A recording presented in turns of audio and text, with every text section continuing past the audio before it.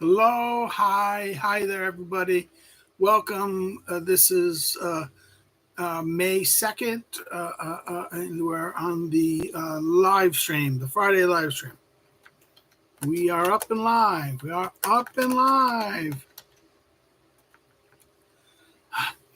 And hope everyone's okay.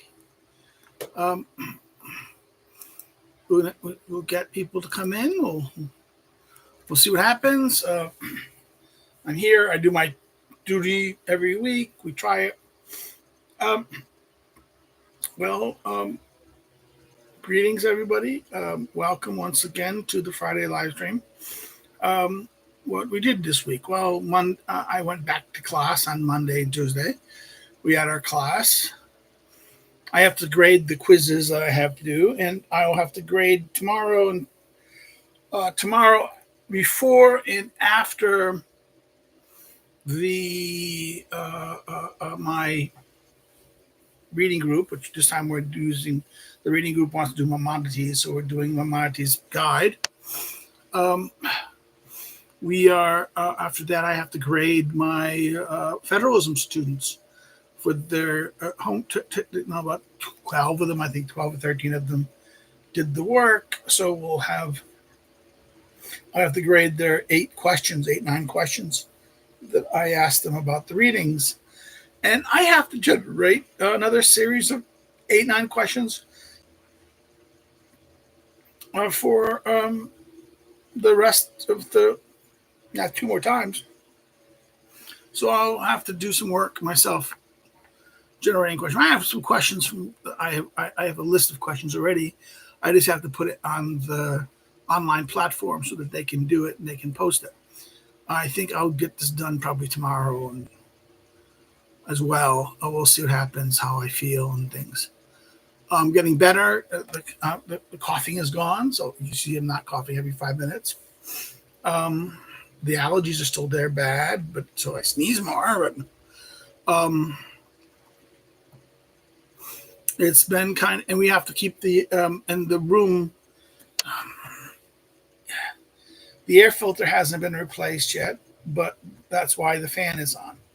The fan has to be on all the time now because the air filters aren't working yet. So that's kind of annoying. I understand.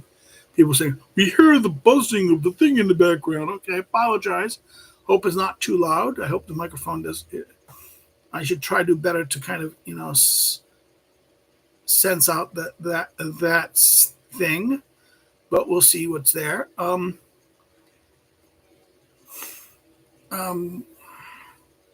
What else? My students, I have to do the quizzes for my American Introduction to Politics. And then Monday, I have to go. Monday morning, I have to go print up their quizzes. Okay, that's going to be a big thing. Getting there and printing their quizzes, the next set of quizzes on modern state. And then today we'll be doing for the class separation of powers, a discussion of division of powers and why we divide powers. What is the function of things? We'll explain that. That's a very important aspect to understand functionality of political institutions. We'll talk about political institutions in a sense.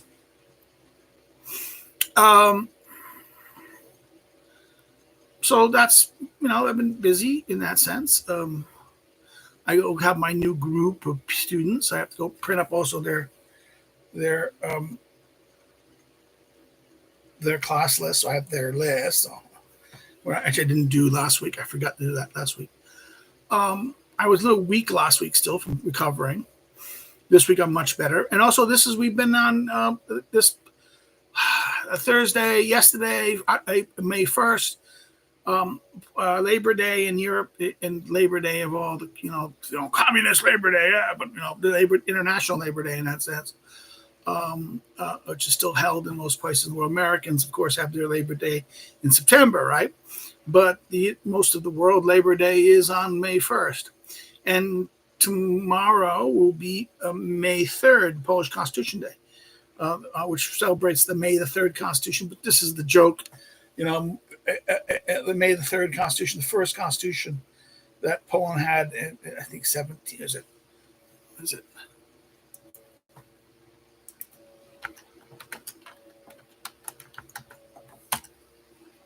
Yeah, 1791. The Polish Constitution of May 3rd, 1791. So that will be tomorrow. Again, I will be grading that day. We'll see what happens. What else?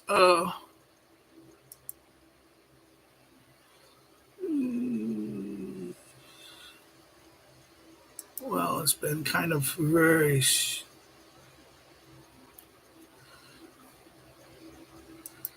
Okay, we'll see what happens. Hold on.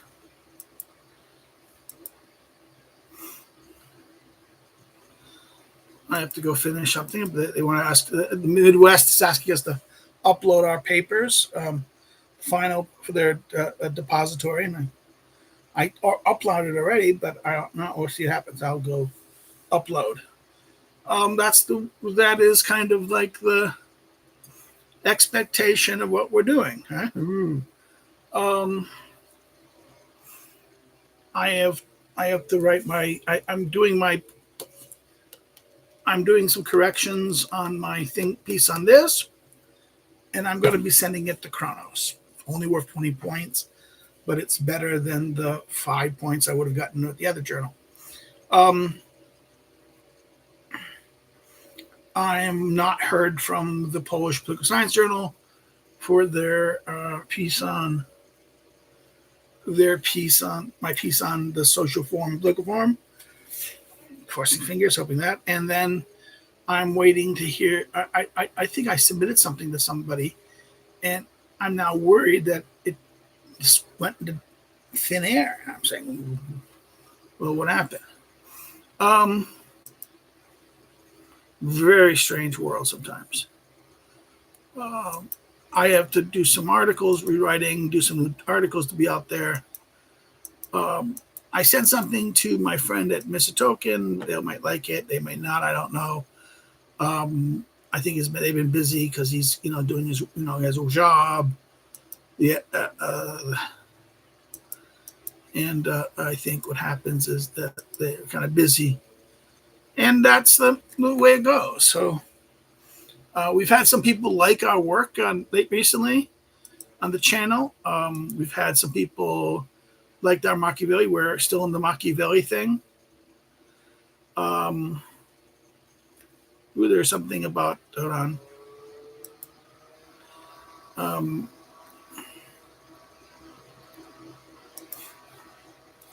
He says, thanks for the discussion of your coverage. It's continued since the live stream.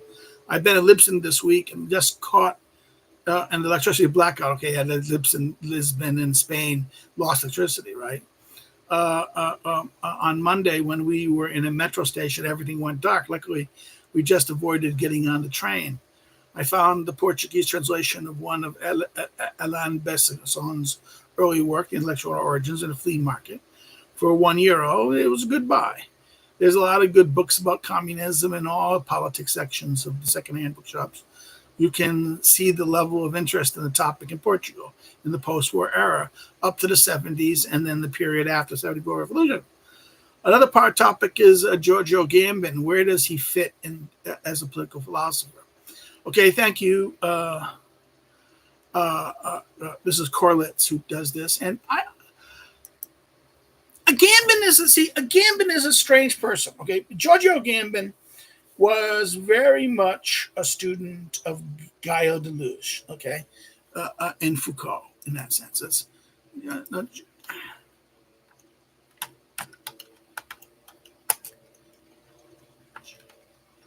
Giorgio Gambin. He was like born in the end of the Second War, so a child of post-war Italy. He was a student of, he studied his dissertation again in the Heidegger's Latour seminars in 66 and 68. So he kind of sit in Heidegger's Latour seminar. This is in the Latour commune in department of the Alps near southern France, on seminars on Heraclitus and Hegel in 96, 87. In the 70s, he worked on linguistics, philology, and poetics in medieval culture. Right during this period, Gambin concerns on political things. He was in 1974-75. He was at the Warburg Institute in the University of London, right? The School of Advanced Studies, Warburg, due to the courtesy of Francis Yates, English historian who wrote books on the eroticism, whom he met through Corvo. I'm reading the bibliography. And during the fellowship, Gambin began developing a second book on stanzas. Right, this is about eroticism. Again, you can tell this. He was influenced. Again, he was very much influenced by Michel Foucault. He studied. Gambin was close to, very much poet, literature, so Foucault, but also Derrida. And again, he was at the Heidegger seminar.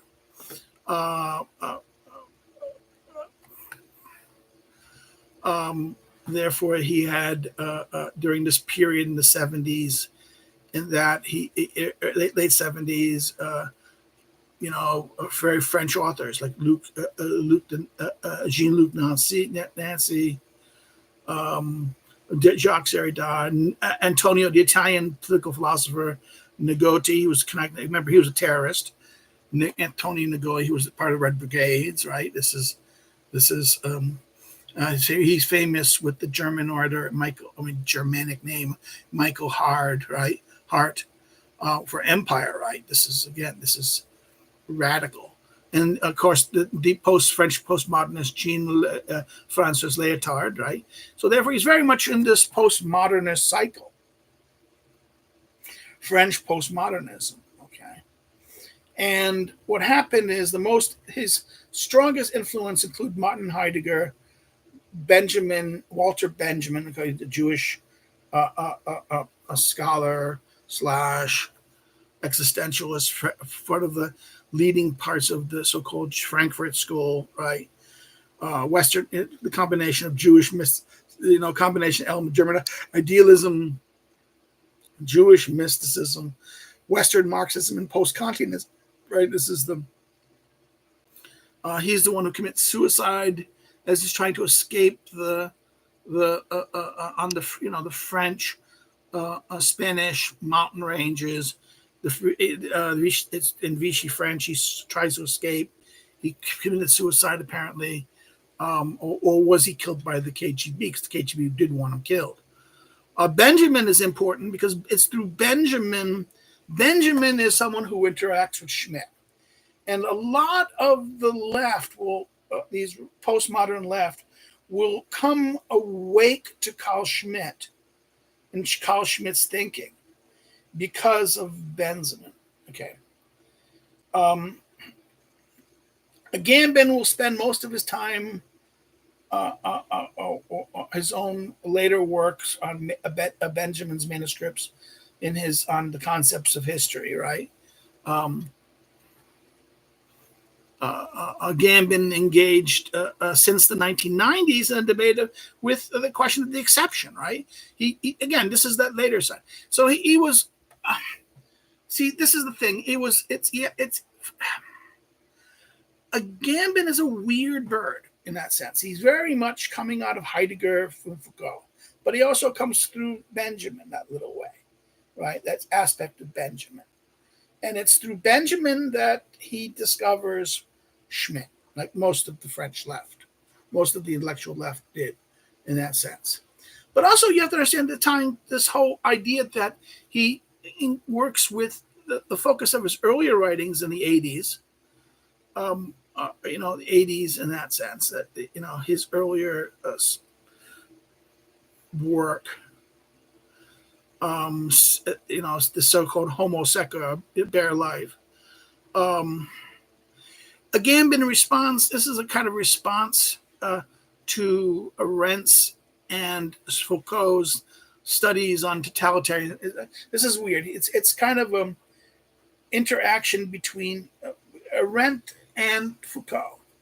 Weird interaction. You see this Arendt interaction in his book on Stasis. In 2015. So I think he starts out the earlier conception of mere life, right, is due to, I would argue, in the 80s, he began viewing the so-called project, the Homo Sacer project, the mere life, started this. And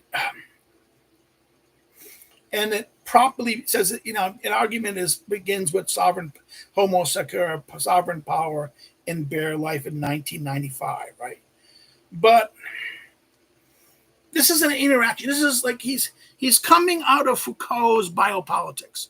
He's very much influenced by Foucault's later stage, and tied with very much with Guy de Louge. So therefore, that's the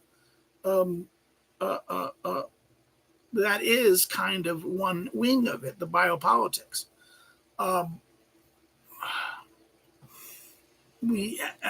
This is the that stage, but then we have to take the earlier work, and same thing in the 1990s. He's interacting with Michael Hard. Remember Hard in the late 80s, Hard and Nagati, right? Empire, right? This is that big work. 1998, 1999. When is Empire written? Empire is written when? 1990.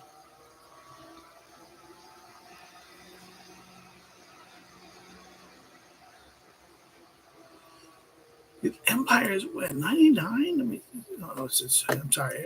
It's 2000, exactly, 2000, 1999. This is the post-Marxist book of Hard and Nagati. But this is an anti-liberal book. This is a very anti-liberal. This is kind of like he's in the 1990s working with Hard on the common community. This is the article, Common Community, and translated by longtime admirer Hard. This article's on the question of this. This is weird book in that sense. The Common Community is that weird book. It's about the origins of society in that sense. This is what it's published in 1990s. Agamben describes social and political manifestations of his political thought, right? And this is like, and he's trying to do what? He's trying to come to an idea of the essential of the community he's trying to come up with. It's a short essays. He describes whether the nature of whatever singularity as that, the common, I think as an essential commonality, a solidarity in no way concerns an essence. Okay. This is the phrase he kind of holds together. He wants to escape kind of, being postmodern. They don't like essences. They don't like this idea of a essence or a fundamental fixing nature, and rather, but what is the solidarity that holds us together? It is an important note that what understanding of whatever is not being indifference, but based on the Latin, the Quinton essay. Again, this is his from Gambon's Anti-Utopia, right? Translated as this,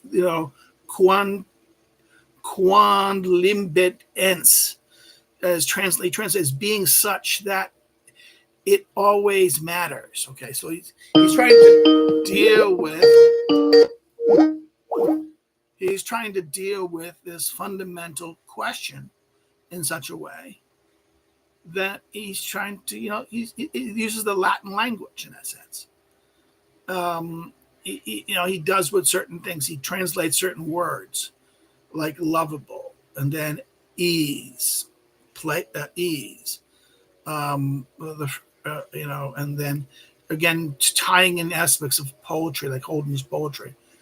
And the same trend he employs among others, trying to things like example, limbo, hominin, halo, face, threshold, and even the common community, which is this idea of this state, non-state, that humanity. It includes the communication of the body, a lot of weird, it goes in a weird direction in that sense.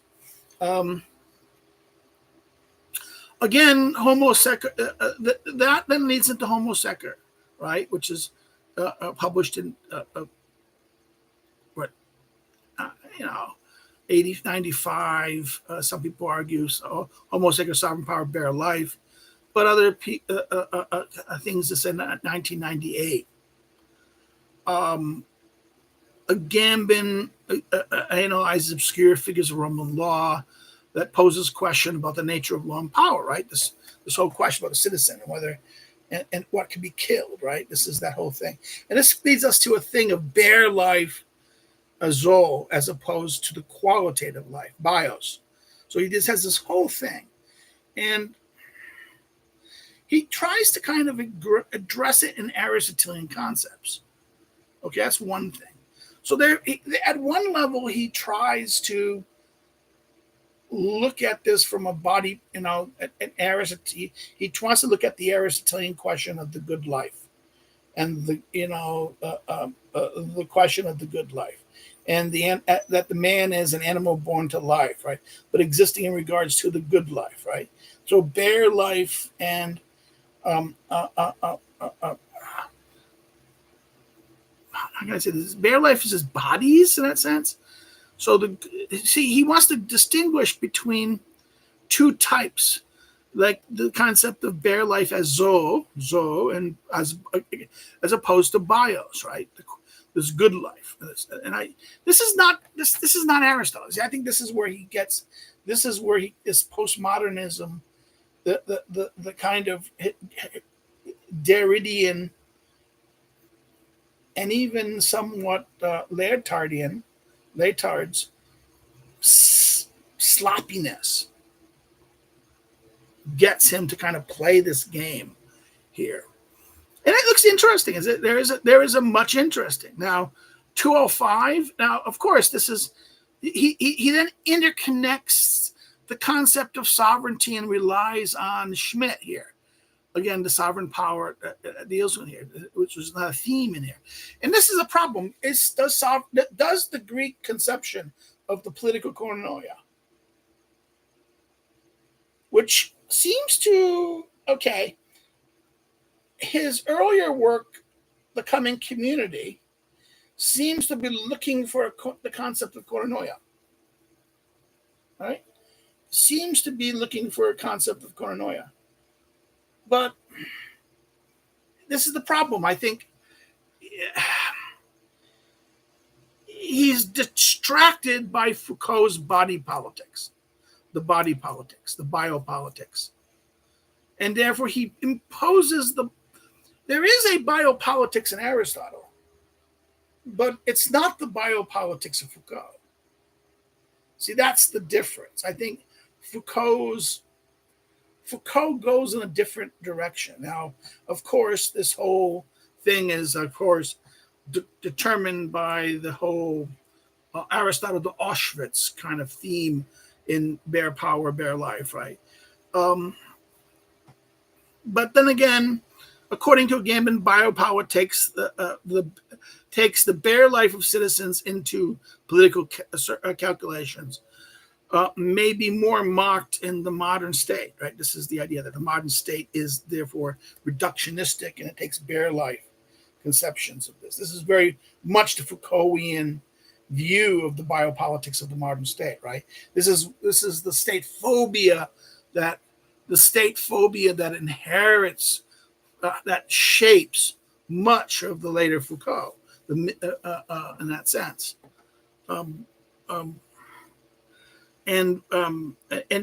But then he has essentially existed since the beginning of sovereignty in the West, right? Since the structure of the exception, right, is such a key thing to the concept of again, this is taking in Schmidt. This is why he needs. It is his his understanding of the modern is shaped by a kind of Schmittian direction, that because it was, again, I think it was Benjamin more than Heidegger in that sense, who leads him to Schmidt. It will be Schmidt will give him an understanding of the modern conception and sees this as the exception. The exception is so important to the question of sovereignty. He who decides, right? Who is sovereign is he who decides. And there's the norm, the everyday thing, and then the question of the exception, right? Now, his book, State of the Exception, 2005, it's again, this is, again, this is the Schmittian term that he deals with, right? He traces the concept of this by Schmitt to Roman justum, right? And the question of justum, the concept of Roman law equivalent to declaration of a state of emergency, right? That this is that. And then the other one is authoritas, which is the authority, the origin of the word of authority. Authoritas is the status of something, but historically used in English restricted to decisions of political history. In other words, this is the idea of power, the authority to act. In other words, the authority concept. So used by Schmitt he goes back and tries to read it in Rome. This leads him to respond to Schmitt's declaration of sovereignty as the power to proclaim the exception. Right. This is the idea that the state is that do this, and that the 2005 book is again this very Schmittian direction. Again, this is dealing with the global war on terror. Right. This is, again, responding to the global liberalism. This is the panic of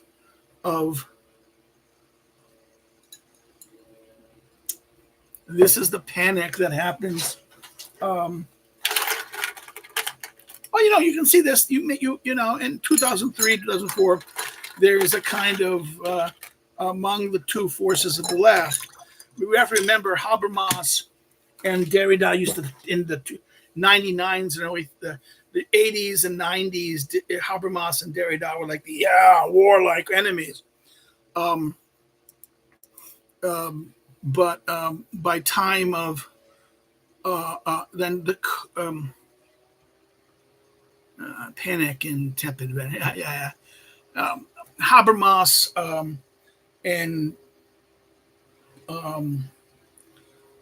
Derrida get together in 2004 and against American globalism, right? This is that response, that joint letter. They make peace. And before Derrida dies, he makes peace with Habermas and that thing. But it's at that moment, weird moment, that this is where Gambin goes even further, doubles down on the question of sovereignty. So it's a weird, it's a strange bet, this is a strange path. And then he has the whole discussion of the in that state of exception. He then goes on again, Weber's charisma. He in this work, he will look at the question of Weber. In that book, he of course he looks at the question of authority and this Roman fascism. They can't escape but at the same time they deal with the potency. In other words, he uses Latin words. He'll take. Gambin will use a Latin word and then focus on it, right? So therefore, authoritas, that's charisma, and then the Führer doctrine, leadership doctrine, right? So he will look at authoritas and potentas, which means the power or potency, right? This is, in other words, if you don't have potenas, you don't have a law, right? This was an important concept in Roman. So authoritas is like this. You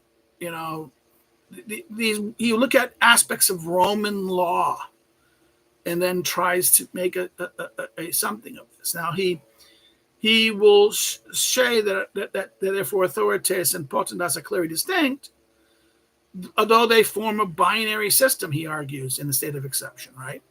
He quotes the German historian Christian Theodor Mosman, the classic scholar, right, who explains that authoritas is less than an order and more than a vice. So he relies on, again, this is another thing. He will very much, this is another thing, Gambin doesn't really try to, he rests on the shoulders of other scholarship. He will rely on, in this case, Mormon's interpretation of the Latin text rather than try to become informed on the Latin texts themselves. Now he says that, where potentes derives from social function, authoritas means derives from personal, from patrias, or personal condition, patries. In other words, authority, such as akin to. Now he takes this idea of authoritas as akin to charisma from Weber's concept of charisma. And this is why the tradition ordered at the death of the king, the creation, the wax double, right? This is why he relies on Ernst Kantorovic's 1957 book Kingship. And Foucault does the same thing. They really take Kantorovic's classic book, The King's Two Bodies, and they really misunderstand it. They want to teach it as not as a metaphor, it is a metaphor in that sense. It is the Christology metaphor of the metaphysics of the two bodies of the crown, the two bodies of the king, his state and his personal body and his body as realm, right? This is the thing that this is. Here, they then read this distinction between authoritas in light of this, and I think this is. I'm not. He goes that the person attaining authoritas, the sovereign, public life and private life have become inseparable. Now he talks about Augustus, right? In other words, Augustus, the first emperor who claimed authoritas acting as a princeps. Now, this is the principes is the Latin term that Augustus did. This is first citizen, right? The first in time of order, the first most element distinguished. This is the first citizen. Right? This is the prince. We get this word. Now this is found in the res gente. Had opened up his house to public eye, right? This is the problem. There is this complete Augustus's regente. You look at Augustus and then say, but then apply these Schmittian constructs on it. See, this is why this is the problem of it. This is why at the time I was not a fan of Agamben understanding of power in that sense, because it's a confusion. It's a merging of two things. And the mere life stuff is interesting in itself. Okay. His weird turn. And again, this is some people say because he started getting interested in language, and because he's interested in language and the words and the words of meaning. He then started looking at the church, the medieval church, the monastic things, and the highest poverty, right? A genealogical account of several concepts that Wittgenstein established in his late philosophy, particularly in philosophic investigation, rule following, forms of life, and the central importance of use, right, in Wittgenstein's, and then started applying it to the monastic structures. Agamben turns to the Franciscans.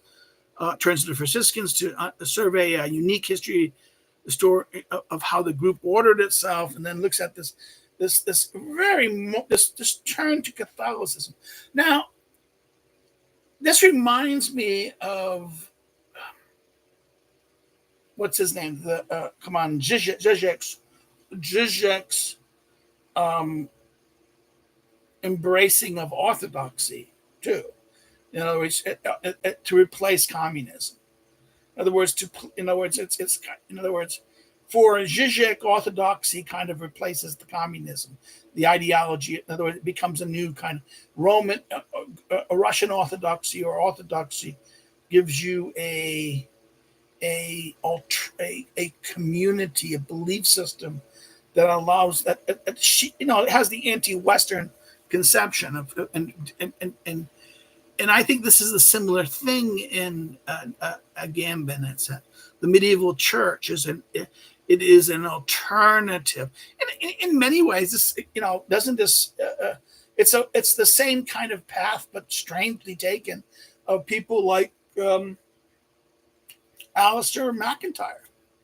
Alistair McIntyre, a Marxist, an English Marxist, an anti-capitalist who sees as Marx, the intellectual Marxism is no longer available. He then sees the collapse, he sees that the collapse of modern thought and modern things, that seeing the failure of Marxism delivers, leads him to a discovery of the recovery of the ancient world, and then turns to Thomas Aquinas. Right?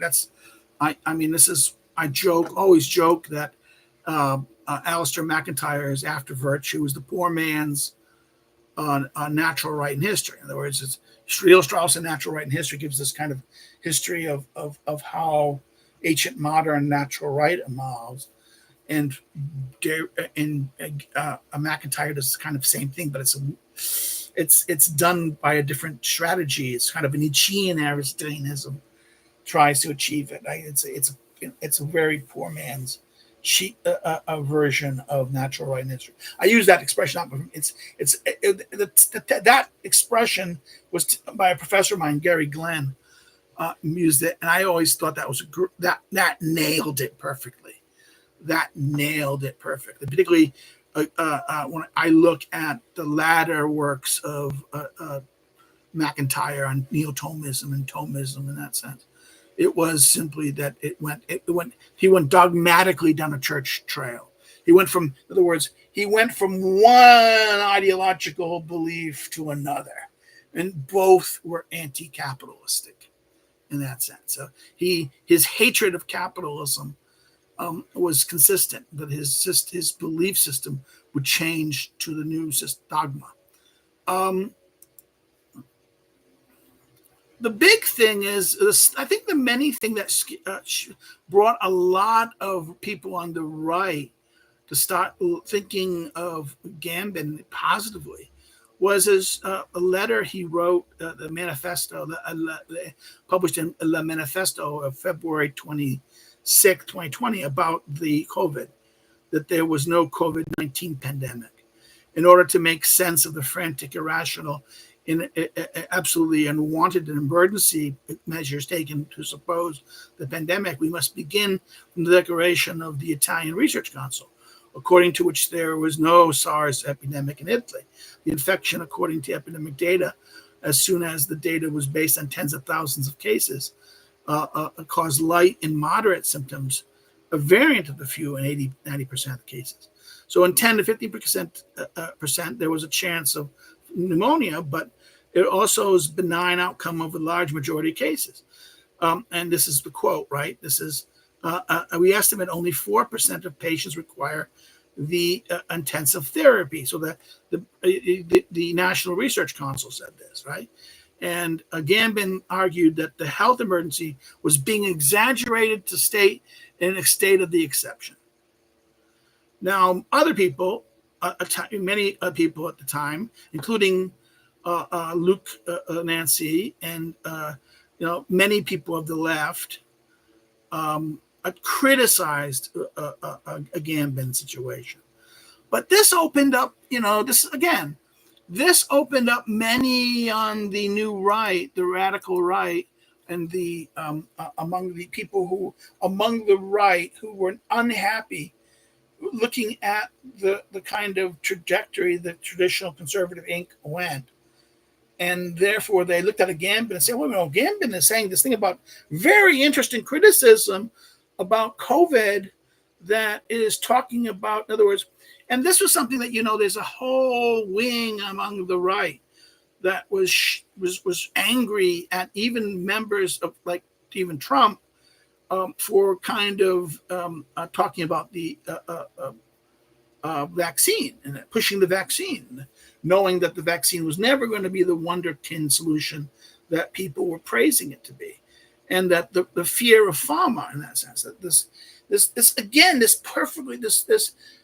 the whole idea of a technological mechanisms of controlling life to create the exceptional emergency to allow for the instruments of neoliberal control is very much this kind of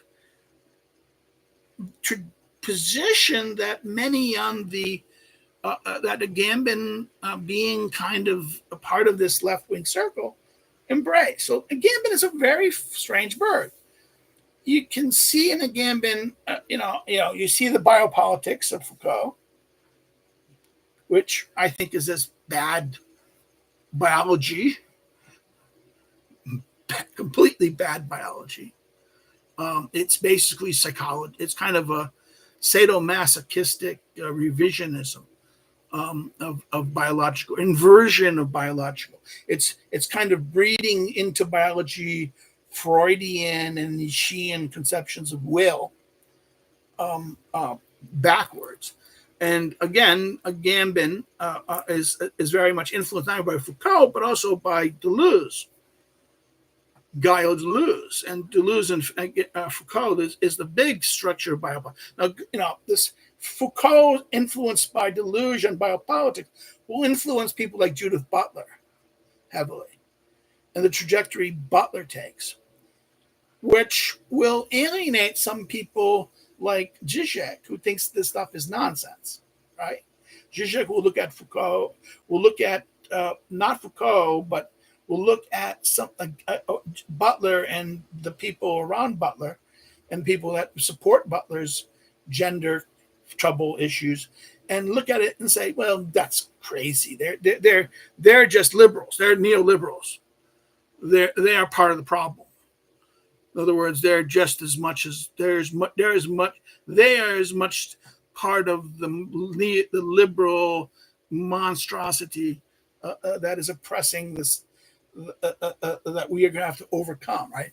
Again, that's the whole juxt of Negre and Herd, right? Is what the neoliberal system of empire, right? That's the whole point. And we have to remember that Negre was not Negre so much. Herd was a very much translator and liker of Agamben in the 90s. So Agamben has this weird trajectory.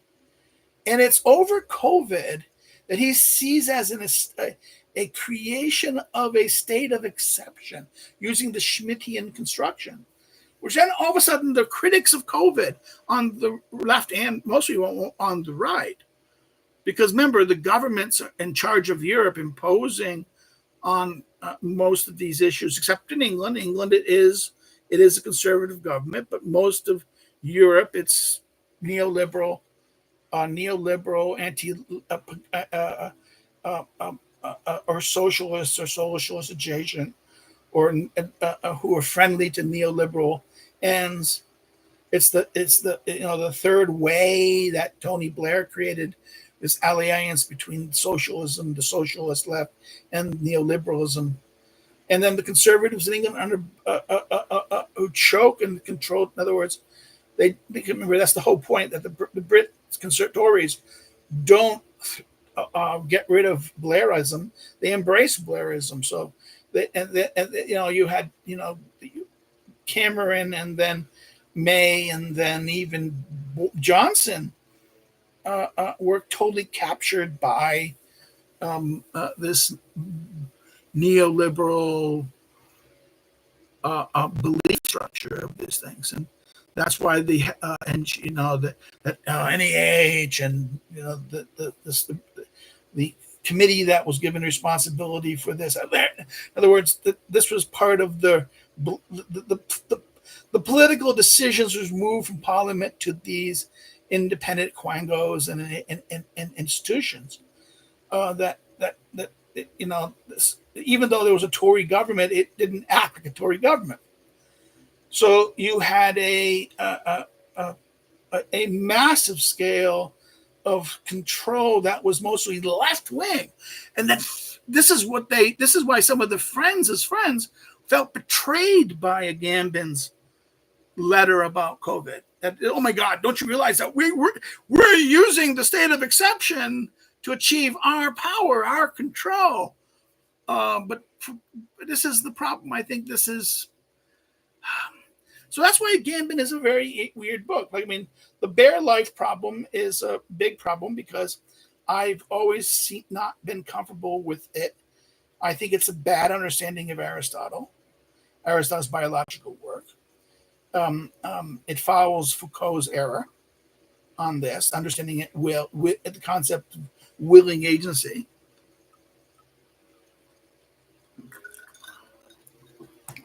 Whereas, so I mean, but I can also see the attraction of, Agamben's earlier work on community, then his turn to the church. This is the weird. This is why some what we call them, what I see as kind of these conservative Catholics will become. They will see in his discussion of the monastic life, and this as kind of an authentic thing, authentic action, and therefore they can see in it threads of a defense. Now, to what degree is there a defense? Is it that he himself is going? Is this a kind of? Is he kind of following the path of Zizek and following the path of what's his name, McIntyre, now turning to religion as he gets, and near the end of his life, to understand his project? That is a very possible thing here. I don't know. I've never been convinced by now. I've spent now over a decade struggling with his 2015 work on stasis. It's to be honest with you, the stasis, Agamben stasis argument wholly rests on two things. It rests on a reading of Hannah Arendt, not so much, both on Via Activia, her Hermit condition, but also her on revolution, as well as the French classicist,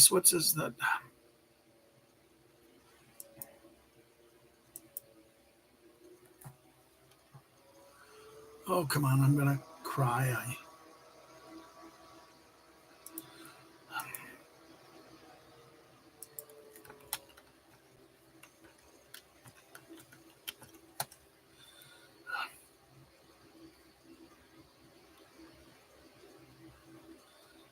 People want to talk about the game. Hold on.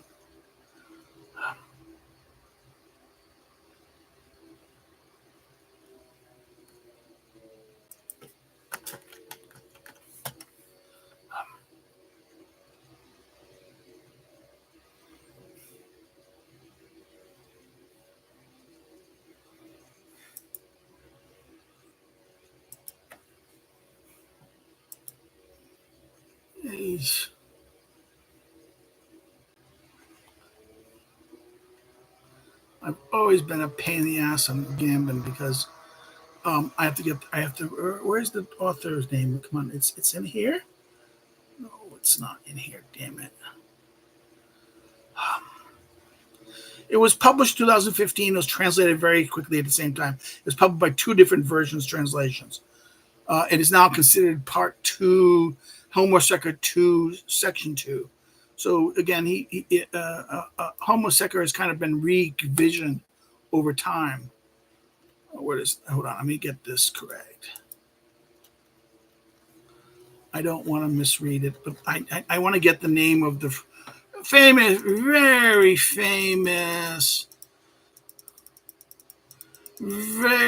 famous woman, classic scholar.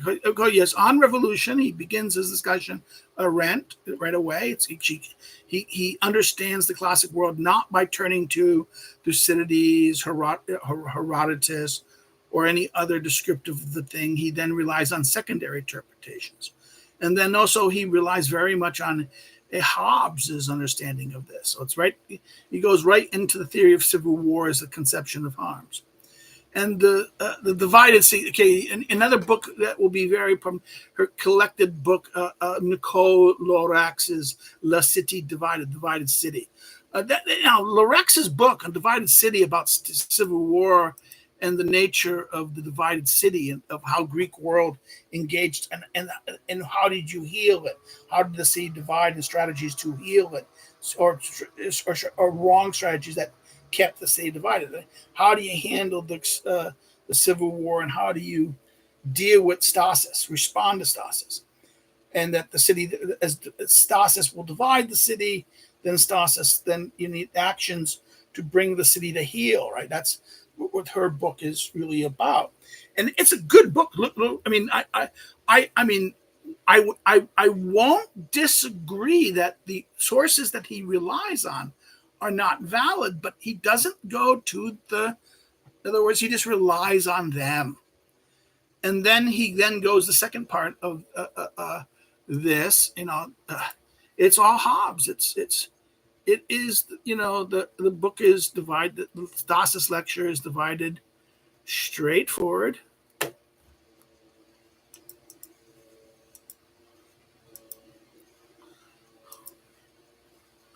The content starts 1 to 25, discussion of stasis, right? Stasis, or faction of conflict, right? And then he goes into Leviathan. 25 to the end, he focuses on the modern world in the question. That's because he reframed it in a Schmittian way on sovereignty. He's constantly, and this is my fight with, what's her name? Oh, come on.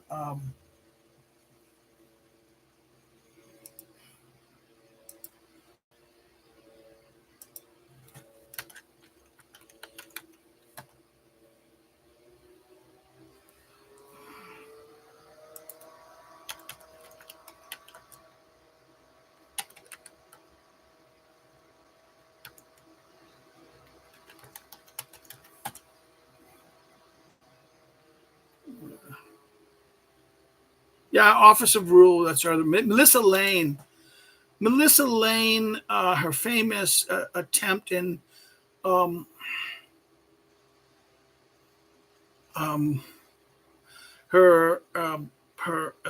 British thing is the Greek and Roman political ideas, but the other one is, I mean, it's the I'm not sure that they even have the. It was the Greek and Roman political ideas on this paperback that's available, widely available.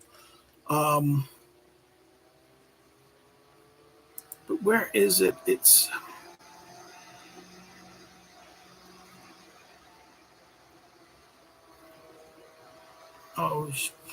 it's not available. Damn it! It's not listing. It's hiding.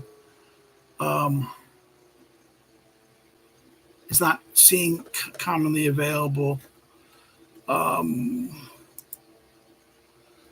come on! I know the title. It's the same. It's the different title. It's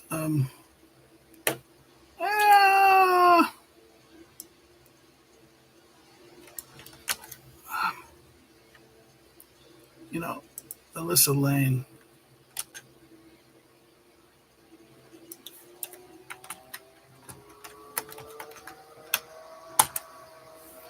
Of course, at Princeton. The Birth of Politics, the 2014. It was 2014. She published two. The book is published both in the United States at Princeton, and then published at the same time and these are chapters, and it's in very much. She's kind of what I call, how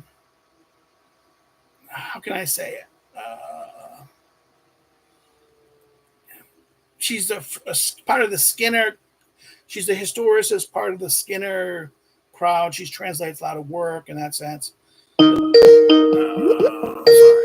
about that. I keep on harassed. Keep on getting harassed. And she follows the postmodernist here in arguing that sovereignty is found in the Greek world. And this is because they see sovereignty in terms of rule, simply as rule. It's either arche. They want to reduce it. Now, of course, they're not as bad as the Derridians, who, the postmodernist Derridians, who, Derrida himself, who looks at this as super annus, in Latin, the super annus status of a proconsul or a general, the power of life and death, imperium, right? They see this as, well, this is the phrase by which sovereignty enters into the Latin word. No.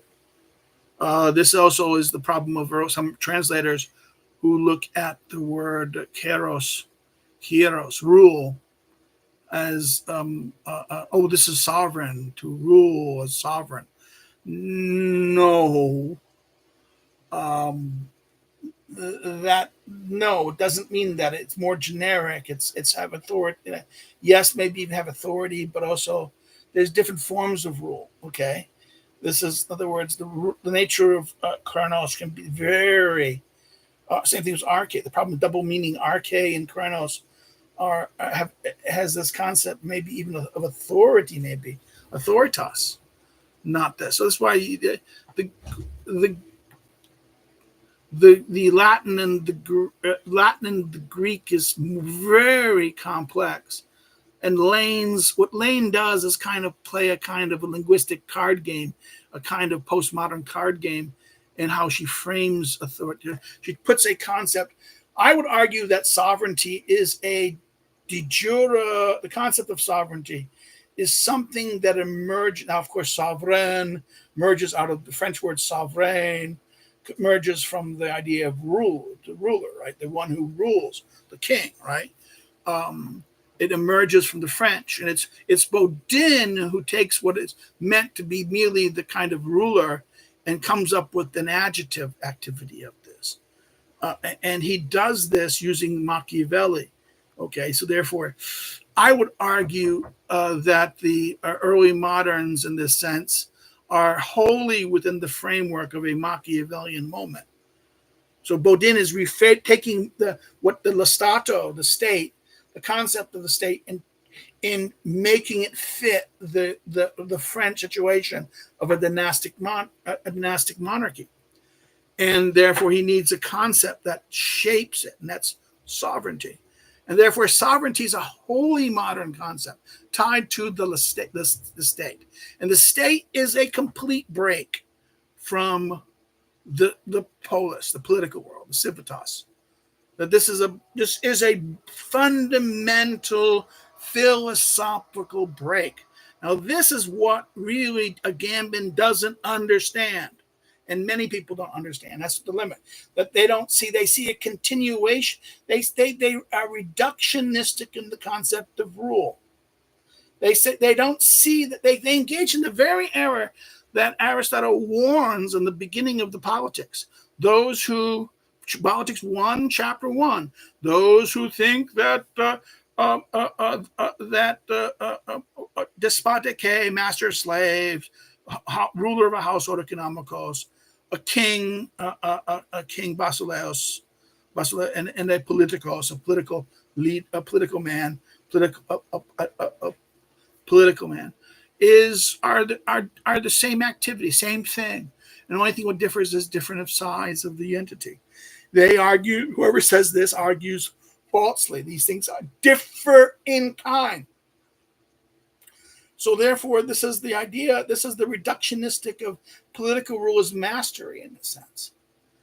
And the reductionistic of mastery in a sense. This is why I think this is the problem and I think it's a shame of Agamben here if he spends some time with Aristotle and rather than kind of jump into the biopolitics of Aristotle, but not understanding the politics of Aristotle.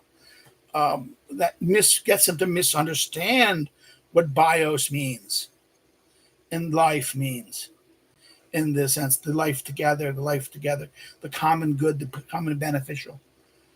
This is what we deal with here in this thing. So I hope, I hope correlates see my Agamben thing and say, okay, I can see what you're talking about. Okay, this is interesting.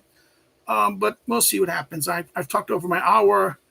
If you have any comments or questions, please like it. If you like it, hit the like button. That helps. So far one person only hit the like button. So I'm going to stop. My throat is getting a little dry, but who cares? Please leave some comments and questions and things like this. It helps to do some. Mr. Greenglass, I hope his eyes are getting better. He had a message retracted. I don't know what happened with his message. Again, thank you guys for being here, coming in, checking it. I hope to be here next week. We'll see what happens.